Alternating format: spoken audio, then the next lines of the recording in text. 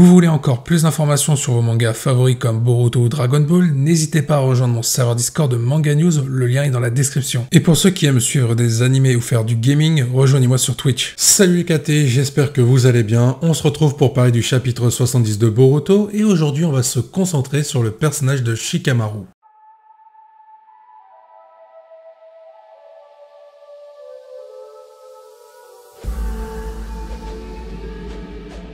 Déjà pour commencer, faisons un récapitulatif de la situation auquel se trouve Shikamaru dans le chapitre 69 et pourquoi il a fait une proposition à Eda en prenant en compte le personnage de Kawaki. Premièrement, on a Amado qui est prisonnier des griffes de Code et celui-ci est en train de se faire planter pour que Code puisse récupérer sa puissance. De l'autre côté, on a Eda qui contrôle la situation, elle contrôle Delta, ainsi que Shikamaru qui n'est plus maître de ses mouvements à cause de la capacité d'Eda. Dans cette situation critique, Shikamaru doit agir avec les informations qu'il a déjà. Il sait que si Amado se fait torturer trop longtemps, il va craquer et libérer la puissance de Code. Et il ne faut pas que ça arrive, et ça Shikamaru l'a bien compris et il prend ça en compte. Mais il connaît un petit peu le point faible d'Eda car celle-ci a dévoilé qu'elle était en crush sur Kawaki. Shikamaru va donc profiter de cette faiblesse pour mettre en jeu Kawaki, pour détourner Eda de Code afin qu'elle devienne une alliée de Konoha.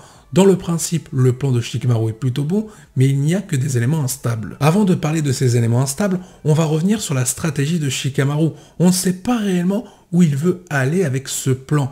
Il veut peut-être emmener Eda vers Kawaki pour laisser le temps à Naruto et Sasuke de s'occuper de Code. En réalité, un plan qui servirait à temporiser le personnage d'Eda pour laisser Code tout seul face à Naruto et Sasuke. Ça peut être une option très crédible. La deuxième option qui est possible, c'est tout simplement les propos qui ont été tenus à la fin du chapitre 69. Shikamaru va s'en tenir à son plan, c'est-à-dire emmener Eda du côté de Kawaki, ou tout simplement offrir Kawaki à Eda avec beaucoup plus de facilité si Eda était à Konoha. Là, en réalité, Shikamaru gagnerait une alliée de taille face à Code, mais en plus de ça, il ne prend pas en compte, parce qu'il ne le sait pas, que Demon rejoindrait forcément Konoha par rapport à sa sœur. Donc pour Code, il serait totalement foutu de voir que ses deux alliés les plus puissants seraient contre lui. Code ne pourrait plus atteindre son objectif de récupérer sa puissance en s'en prenant à Amado. Dans tous les cas, il y a pas mal d'éléments instables. Il faut prendre en compte le personnage de Kawaki qui est au centre du jeu sans qu'il soit là, de la part d'Eda, de la part de Shikamaru et aussi de la part de Code, car en réalité il y a un pacte entre Code et Eda qui suggère que si Code reçoit l'aide d'Eda, elle pourra bénéficier de Kawaki.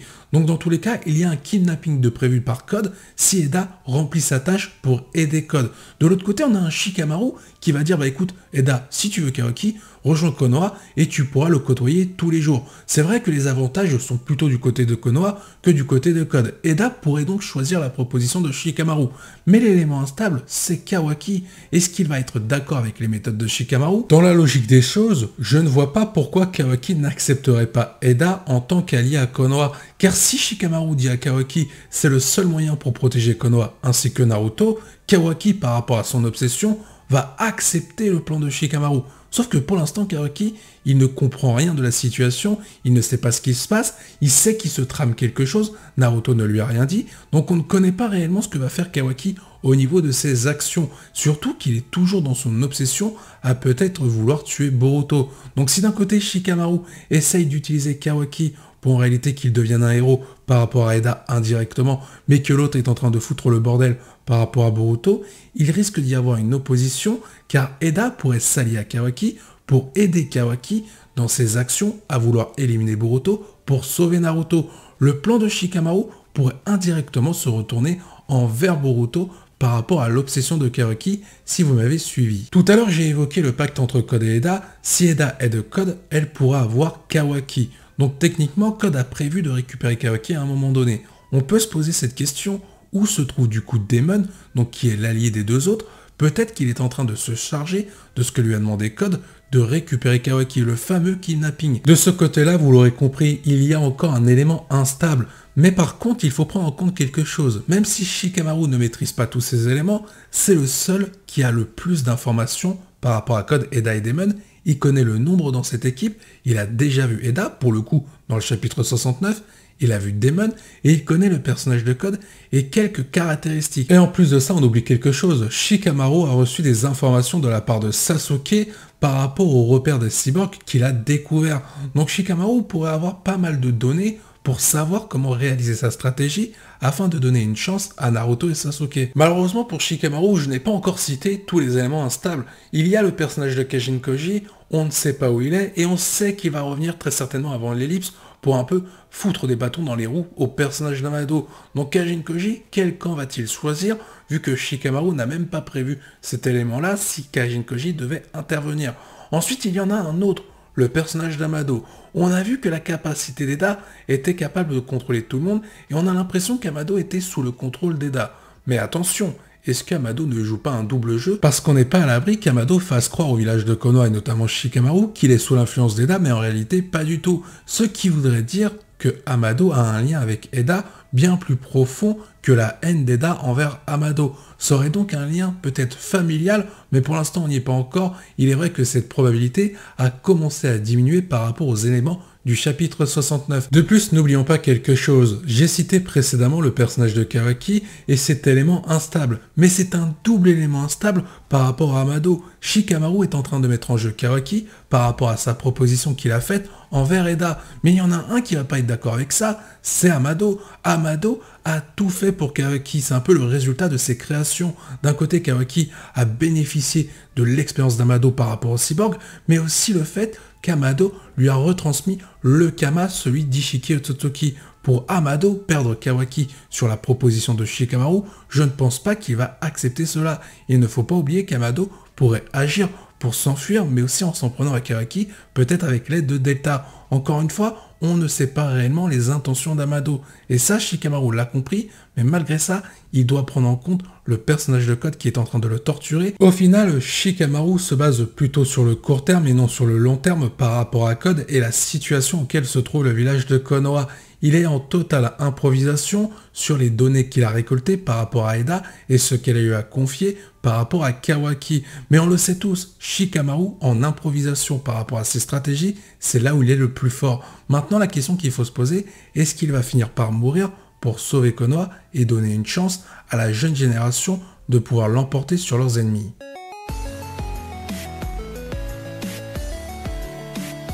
Du coup, parlons un petit peu plus en détail de la potentielle mort de Shikamaru. Ce qui me fait dire qu'il pourrait mourir, c'est tout simplement par rapport au personnage de Shikadai, sur comment il a été mis en avant dans l'anime au tout début. On peut voir que Shikadai a quand même une intelligence très intéressante par rapport à Shikamaru au même âge. Bien entendu, Shikadai n'est pas plus intelligent que Shikamaru dans Boruto, je tiens à le préciser. En fait, ce que je me dis, c'est si le personnage de Shikadai doit prendre de l'importance pour la seconde partie de l'histoire de Boruto, animé ou manga, parce qu'on sait que dans la seconde partie, pour ce qui est du manga, il y aura de la mise en avant pour des personnages secondaires. Mais le problème concernant Shikadai, c'est que Shikamaru, s'il est toujours en vie, eh ben le souci c'est que Shikadai ne pourra pas faire sa place. On ne peut pas avoir deux personnages très intelligents, à un moment donné, l'un va bouffer l'autre et le mettre dans l'ombre. Shikadai, pour évoluer, doit forcément voir Shikamaru mourir ou être mis de côté pour qu'il prenne une place beaucoup plus importante et qu'il soit mis en avant. Alors attention, je ne vois pas mourir Shikamaru que par rapport à Shikadai, c'est par rapport à l'annonce de Kishimoto, d'Ikimoto, comme quoi le manga allait avoir une atmosphère beaucoup plus sombre, beaucoup plus dramatique par rapport à ce qui nous a été montré. Et celui qui représente la volonté du feu, l'équilibre entre les shinobi, un peu comme dans Star Wars avec Anakin, c'est tout simplement Shikamaru. Il représente la volonté du feu du village de Konoha, mais aussi du monde shinobi. Il représente l'héritage d'Asuma Sarutobi qui est censé protéger la jeune génération. Il a légué tout ça à Shikamaru car lui a compris qu'en réalité le roi ce n'était pas les hauts gradés mais bel et bien les enfants. Et là vous l'aurez compris, on aurait une très belle symbolique mais surtout un changement d'atmosphère dans l'œuvre de Boruto. Si la volonté du feu finit par mourir en laissant l'espoir à la jeune génération, le fameux roi qu'il faut protéger, c'est-à-dire les enfants, Shikamaru rendrait un bel hommage à Asuma tout en se sacrifiant pour donner une chance à Boruto et tous ses compagnons de gagner face aux différentes menaces à venir, et peut-être Kawaki qui aura peut-être tourné dans les ténèbres, ou tout simplement de nouvelles Otsutsuki, ou alors vaincre le personnage de Code qui aura survécu. Shikamaru pourrait tenter dans sa stratégie en réalité de tuer Eda pour laisser Naruto et Sasuke s'occuper de Code et beaucoup plus au-delà, c'est-à-dire la fameuse jeune génération. Du coup, comme je l'ai dit, on aurait une très belle symbolique avec Shikamaru au travers d'une potentielle mort, notamment un sacrifice pour rendre cette mort encore plus belle, mais on aurait un hommage magnifique par rapport à tout ce que représente Shikamaru depuis son histoire de Naruto, en passant par Naruto Shippuden jusqu'à Boruto, tout en donnant une référence à Asuma par rapport à la volonté du feu. C'est ce qui pourrait permettre le changement d'atmosphère dans le manga Boruto pour passer d'une atmosphère plutôt calme à une atmosphère plutôt sombre. Là, je viens d'expliquer pourquoi Shikamaru était un personnage symbolique, mais on oublie souvent quelque chose. Ça a été le seul personnage au début, en premier dans la génération de Naruto à leur âge, d'avoir accepté Naruto avec Kyuubi. Il a joué souvent avec lui, il ne l'a pas laissé seul. Et quand Naruto, au fur et à mesure des années, a évolué, on pouvait voir que Shikamaru était toujours là, que ce soit dans les bons moments et surtout dans les mauvais moments. À chaque fois, Naruto a été épaulé par Shikamaru, même quand celui-ci est devenu Hokage. Une potentielle disparition ou mort de Shikamaru, car il n'est pas obligé de mourir, il peut être très bien mis hors d'état de nuire sans forcément le tuer. Mais dans tous les cas, ça pourrait avoir un impact sur le moral de Naruto et ses actions à venir. C'est là qu'on voit que Shikamaru représente la volonté du feu, non pas que pour Konoha, mais bien dans le monde de Shinobi. D'une part d'une façon symbolique, de l'autre côté pour tenir la stabilité entre les shinobi, notamment les liens entre eux, ce qui offre la paix. Et il ne faut bien évidemment pas oublier que Shikamaru pourrait être l'élément déclencheur qui va permettre à la jeune génération d'évoluer, comme c'était le cas avec Asuma envers Shikamaru.